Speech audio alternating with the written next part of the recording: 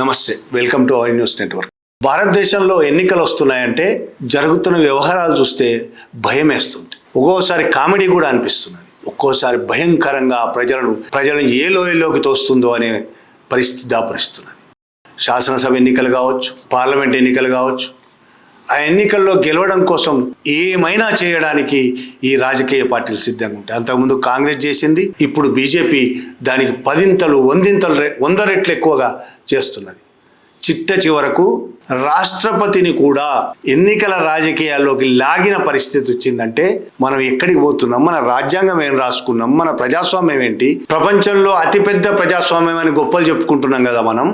ఆ అతిపెద్ద ప్రజాస్వామ్యంలో రాష్ట్రపతి విధులేంటి, రాష్ట్రపతి చేయాల్సిన పనులేంటి, చేస్తున్నదేంటి? బెంగాల్లో వచ్చే నెలలోనో వచ్చే నెలలో అనుకుంటా మ్యాక్సిమం ఎన్నికలు జరుగుతాయి. శాసనసభ ఎన్నికలు జరగబోతుంది. చాలా ఏళ్లుగా బెంగాల్ను ఆక్రమించుకోవాలి, ఇది ఆక్రమణే. భారతదేశం మొత్తాన్ని ఆక్రమించుకోవడానికి బీజేపీ పనిచేస్తున్నది. ఆర్ఎస్ఎస్ భారతదేశ ప్రజల యువకుల మెదళ్లను ఆక్రమించుకోవడానికి, ఆ మెదళ్లలో పెండ నింపడానికి, విషం నింపడానికి ప్రయత్నం చేస్తున్నది. ప్రభుత్వం ఏమో భారతదేశం మొత్తం ఆక్రమించుకొని ఈ దేశాన్ని హిందూ దేశంగా ప్రకటించాలని ఉబలాట పడిపోతున్నది. కొన్ని రాష్ట్రాలు మింగుడు పడడం లేదు. అలా మింగుడు పడిన రాష్ట్రం ఒకటి బెంగాల్. బెంగాల్లో మమతా బెనర్జీ బీజేపీ ఆటలను సాగనివ్వడం లేదు. అట్లని మమతా బెనర్జీ ఎంతో గొప్పదా? అది కూడా కాదు. మోడీ అమిత్ షాలు ఎంత నియంతలో మమతా బెనర్జీ కూడా అంతే నియంత. ఆమె తక్కువదేం కాదు, తక్కువదేం లేదు. ప్రజలను దోచుకోవడంలో, ప్రజలను హింసించడంలో, అప్రజాస్వామికంగా వ్యవహరించడంలో బీజేపీకి ధీటైనది మమతా బెనర్జీ కూడా. ఇద్దరు ఒకటే. కానీ అయినా బీజేపీ లాంటి నియంత, పెద్ద నియంతను ఈ చిన్న నియంత ఢీకొంటున్నది. చాలా రాష్ట్రాల్లో కాంగ్రెస్ చేతులు ఎత్తేసి బీజేపీకి దారి ఇచ్చేస్తే మమతా బెనర్జీ మాత్రం చేతులెత్తకుండా ధైర్యంగా పోరాడుతున్నది. ఆ పోరాటంలో త్వరలో జరగబోయే ఎన్నికలు ఎలా ఉంటాయో అర్థం చేసుకోవచ్చు. ఈ మధ్య మొన్న 7వ తారీఖున అంతర్జాతీయ సంతాల్ కాన్ఫరెన్స్ జరిగింది. సంతాల్ అంటే ఒక ట్రైబల్ తెగ, చాలా పెద్ద తెగ భారతదేశంలో. ఆ సంతాల్ తెగకు సంబంధించి ఇంటర్నేషనల్ సంతాల్ కౌన్సిల్ ఒక సమావేశం ఏర్పాటు చేసింది. బెంగాల్ డార్జిలింగ్ జిల్లాలో ఏర్పాటు చేసింది. అది ప్రైవేట్ సంస్థ. ఇంటర్నేషనల్ సంతాల్ కౌన్సిల్ ఏర్పాటు చేసింది. దానికి ప్రభుత్వం అనుమతి ఇవ్వాల్సి ఉంది. అనుమతి ఇచ్చి ఏర్పాటు చేసుకోవాలి. దాన్ని డార్జిలింగ్ జిల్లా బిధాన్ నగర్ అనే దగ్గర ఈ సంతాల్ సభ ఏర్పాటు చేస్తామని సంతాల్ కౌన్సిల్ నిర్ణయించింది. బెంగాల్ ప్రభుత్వానికి పర్మిషన్ కోసం అప్లై చేసుకో. బెంగాల్ ప్రభుత్వం పర్మిషన్ ఇవ్వలేదు.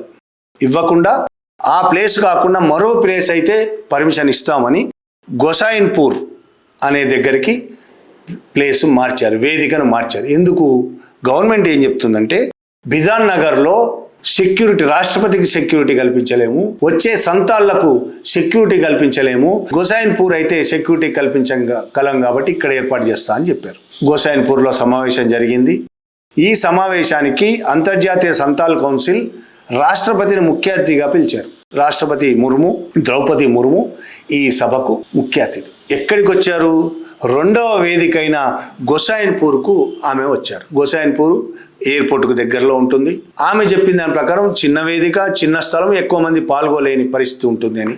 గవర్నమెంట్ చెప్పిన దాని ప్రకారం ఇక్కడైతే భద్రత కల్పించగలమని, కాబట్టి అక్కడ మీటింగ్ ఏర్పాటు చేశారు. రాష్ట్రపతి అక్కడికి వచ్చింది, మాట్లాడింది. అక్కడి నుంచి వెనక్కి వెళ్ళలే.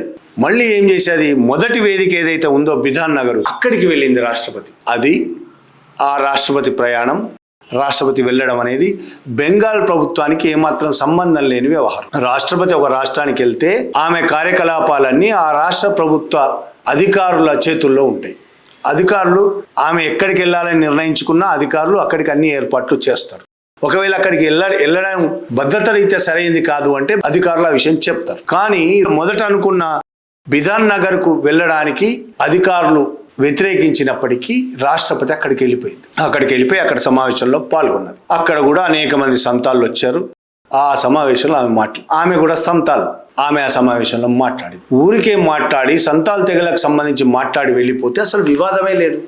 కానీ ఆమె ఏం మాట్లాడిందంటే, ఒక రాష్ట్రపతి అయి ఉండి ఆమె బెంగాల్ ప్రభుత్వానికి వ్యతిరేకంగా, మమతా బెనర్జీకి వ్యతిరేకంగా మాట్లాడింది సభలో. ఆమె బీజేపీ నాయకురాలు కాదనే విషయం మర్చిపోయింది. ఆమె రాష్ట్రపతి ఈ దేశానికి రాష్ట్రపతి ఉన్న ద్రౌపది ముర్ము చేయాల్సిన పని కాదది.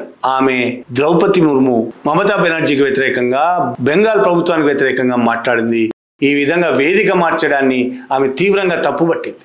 ఈ బిధాన్ నగర్ చాలా బాగుంది, వేల మంది లక్షల మంది కూర్చోవచ్చు, ఎందుకు ఇక్కడ పెట్టలేదో, నా చెల్లి లాంటిదే అయినా మమతా బెనర్జీ ఎందుకు ఇలా చేసిందో నాకు అర్థం కావట్లేదు. ముందు వేదిక ఫస్ట్ ఏదైతే ఉందో ఎయిర్పోర్ట్ దగ్గరలో అక్కడ దూరం ఉంది కాబట్టి జనాలు రాలేదు అనేది కూడా ఈమె ప్రకటించారు. దాంతోపాటు ప్రోటోకాల్ ప్రకారము నేను వస్తే సీఎం ఎందుకు రాలేదు అని కూడా ఆమె మాట్లాడారు. తర్వాత దాని మీద పశ్చిమ బెంగాల్ ప్రభుత్వంలో ఉన్న మంత్రులు మమతా బెనర్జీ చాలా మాట్లాడారు. అది ప్రైవేట్ వ్యవహారం, ప్రైవేట్ వాళ్ళు పిలిచారు, ఎక్కడ పెట్టుకుంటారనేది వాళ్ళ ఇష్టం, అక్కడ భద్రత ఉంటేనేమో మేము పర్మిషన్ ఇస్తాం, లేకపోతే లేదు, మాకేం సంబంధం దాంతో నేను మాట్లాడాను.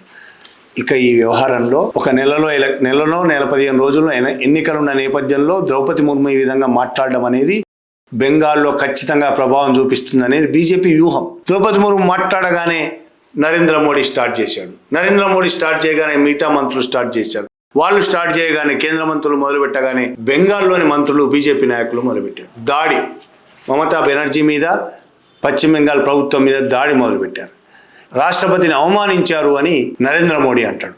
ఇంత అవమానకరమైన పరిస్థితి తీసుకొచ్చారు, కావాలనే చేసింది మమతా బెనర్జీ అని మోడీ ఇతర బీజేపీ నాయకులు మాట్లాడుతున్నారు. రాష్ట్రపతికి తీవ్ర అవమానం, దేశంలో ఎన్నడూ ఇలాంటి అవమానం జరగలేదు, అంత అవమానం చేశారు రాష్ట్రపతికి అని మమతా బెనర్జీ అంత అవమానం చేశారని మోడీ గాని ఇతర బీజేపీ నాయకులు మాట్లాడుతున్నారు కదా.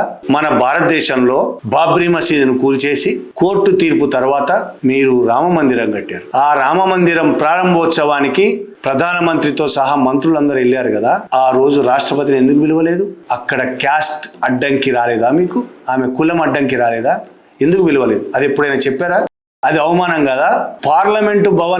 కొత్త పార్లమెంటు భవనం ప్రారంభోత్సవానికి ఫస్ట్ భూమి పూజకు తర్వాత ప్రారంభోత్సవానికి ఎందుకు రాష్ట్రపతిని పిలవలేదు? అంతకంటే విలువ తీయడం ఏమైనా ఉందా? రాష్ట్రపతి భూమి పూజకు పిలవలేదు, ప్రారంభోత్సవానికి పిలవలేదు, ఎందుకు? ఇంతకంటే అవమానం ఏమైనా ఉందా?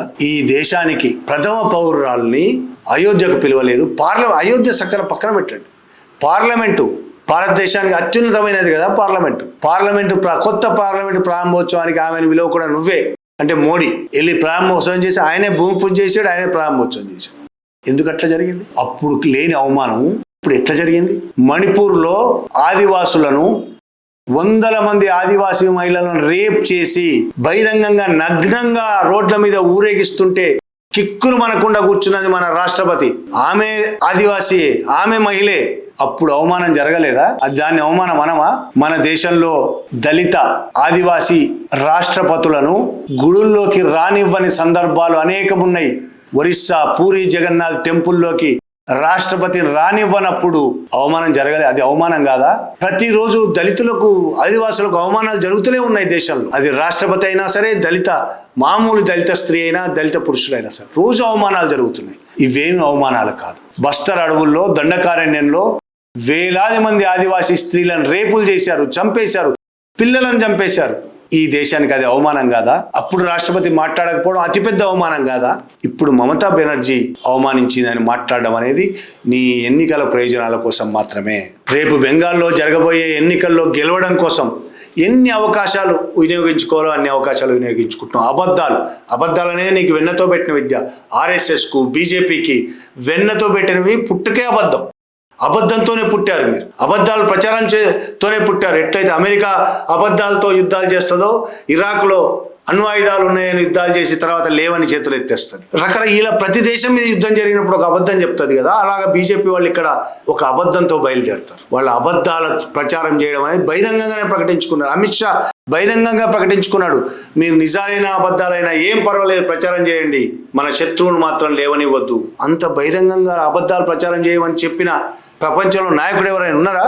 అంత గొప్పవాడు మన అమిత్ షా. ఇటువంటి అబద్ధాలు ప్రచారం చేసి బెంగాల్లో గెలవాలనుకుంటున్నారు. రేపు గెలుస్తారో ఓడిపోతారో అది వేరే విషయం.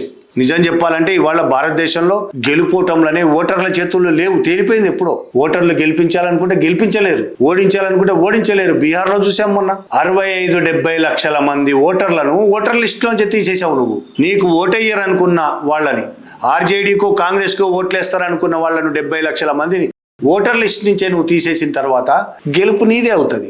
భారతదేశంలో ఇకపైన ఎవ్వరు గెలవలేరు, అది నిజం. బీజేపీ మాత్రమే గెలుస్తుంది. అన్యాయంగా, అక్రమంగా, దుర్మార్గంగా వాళ్లకు ఓట్లేసే ఓటర్లు మాత్రమే ఓటర్ లిస్ట్ లో ఉంటారు. మిగతా వాళ్ళు ఉండరు. వేరే విపక్షాలకు, కాంగ్రెస్కో, ఆర్జేడీకో, ఇక్కడైతే ఇంకో పార్టీకో ఓట్లేసే వాళ్ళు ఓటర్ లిస్ట్లో ఉండరు. ఇక్కడ ఇంకొక ప్రశ్న వస్తుంది, తెలంగాణలో కాంగ్రెస్ ఎలా గెలిచింది, కర్ణాటకలో కాంగ్రెస్ ఎలా గెలిచింది, పశ్చిమ బెంగాల్లో మమతా బెనర్జీ ఎలా గెలిచి, ఇలాంటి మాటలు కూడా వస్తాయి. ఒకవేళ గెలవదలుచుకుంటే బీజేపీ మొత్తం గెలవచ్చు కదా. అలా గెలిస్తే ప్రపంచం మొత్తం ఉమ్మేస్తుంది మీద. కాబట్టి చూసావా, మేము కొన్ని చోట్ల వాళ్ళు కూడా గెలిచారని చెప్పుకోవడం కోసం ఇలాంటి బలహీనమైన రాష్ట్రం మీకు పెద్దగా అవసరం లేదు. తెలంగాణ, కర్ణాటక కూడా అవసరం లేదు. మీకు ముఖ్యమైనవి నార్త్ ఇండియా రాష్ట్రాలు, వాటిలో మీరే గెలవాలి.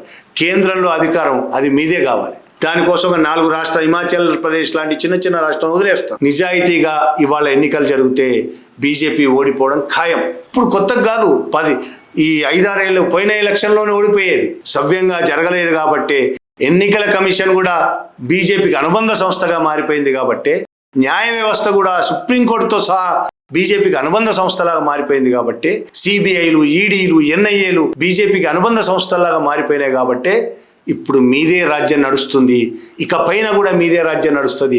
ఎన్నికల రాజకీయాల్లో మీరే గెలుస్తారు, కానీ ప్రజలు తిరగబడతారు. ఇవాళ కాకపోతే రేపు. నేపాల్లో జరిగింది, బంగ్లాదేశ్లో జరిగింది, ప్రపంచంలో అన్ని చోట్ల నియంతలు ఈ విధంగా రెచ్చిపోతుంటే తిరుగుబాటు తప్పదు. ఎన్నికలు కూడా నీ చేతుల్లో పెట్టుకున్నప్పుడు, ఎన్నికల వ్యవస్థను నీ చేతుల్లో పెట్టుకొని ప్రజల అభిప్రాయాలకు విలువనివ్వనప్పుడు ఖచ్చితంగా ప్రజలు తిరగబడతారు. ప్రజలను నువ్వు మభ్యపెట్టలేవు, నీ చేతుల్లో పెట్టుకోలేవు. స్వార్థంతో ఉన్న సుప్రీంకోర్టు చీఫ్ జస్టిస్లనో ఎన్నికల కమిషనర్లను నీ చేతిలో పెట్టుకోగలవు, కానీ ప్రజలు వాళ్ళ అవసరం కోసం వాళ్ళు పోరాడక తప్పని పరిస్థితి వస్తుంది. వాళ్ళు బతకాలంటే పోరాడాలి, ఆ పరిస్థితి వస్తుంది. దానిలోపు ఇలాంటి బెంగాల్లో దుర్మార్గమైన రాజకీయాలు, రాష్ట్రపతి వచ్చి బీజేపీ కోసం ప్రచారం చేయడం అనేది కూడా ఇలా సాగిపోతూ ఉంటుంది. ఏమీ చేయలేం. Thank you very much.